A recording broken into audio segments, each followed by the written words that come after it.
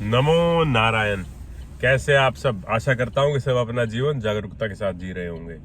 तो मैं आज आपके साथ कुछ बातें शेयर करूँगा। हमारी त्यौहार आ रहा है दीपावली अगले हफ्ते है।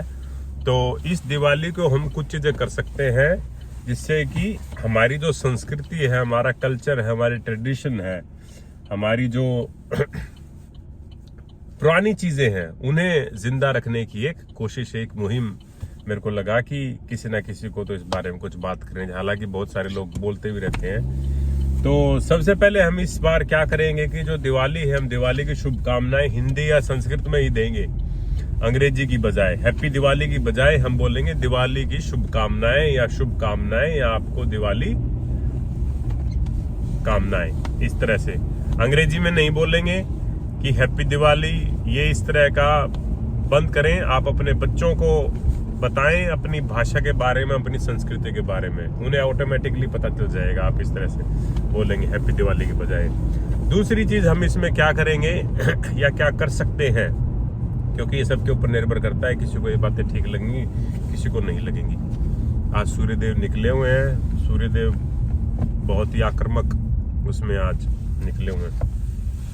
तो दूसरी चीज हम क्या करेंगे कि जो भी हम किसी को कोई चीजें हम बांटते हैं या गिफ्ट करते हैं, तो वो चीजें हम, हालांकि आजकल क्या चलन चल गया है कि चॉकलेट के डब्बों ने ले लिया है उनकी जगह।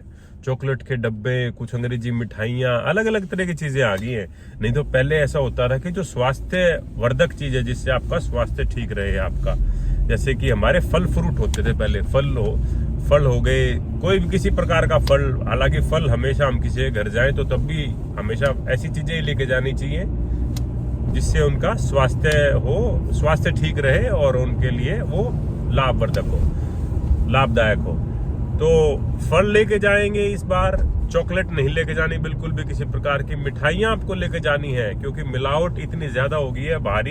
बाहरी दुकानदारों से बचें। कोशिश करें कि आप खुद ही कुछ ना कुछ अपने घर से बनाएं और किसी को उपहार में दें। वो उससे कई सारी चीजें होंगी। एक तो आपको जो आप भूल चुके हैं चीजें बनाना है, या अपना बच्चों को खुद ही नहीं आते तो बच्चों को क्या सिखाएंगे। तो आप ऐसा करेंगे तो खुद भी आपकी एक प्रैक्टिस से हो जाएगी, और दूसरा आपके बच्चे भी सीखेंगे कि मेरे माता पिता क्या कर रहे हैं ये। और तीसरा, जो मिठाइयाँ बनेंगी वो अपना शुद्ध होंगी, तो वो किसी के स्वास्थ्य में अपना लाभदायक होंगी, नुकसान पहुंचाने के बजाय।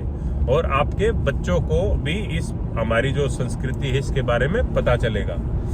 जो तीसरा है, इसमें हम क्या कर सकते हैं कि जो हमारा, कोशिश करें कि जो हमारा परिधान है, सारा साल नहीं कर सकते, हर रोज नहीं कर सकते, तो कम से कम एक दिन तो आप कर ही सकते हैं। जो हमारा परिधान है, जैसे मैं हरियाणा से हूँ, जैसे हमारा कुर्ता पजामा, धोती, इस तरह का वो है आदमियों का, तो वो परिधान आप धारण करें, वो पहने, और वो अपने बच्चों को भी करवाएं। तो इससे आप अपनी संस्कृति को बचाने में आपका योगदान देंगे।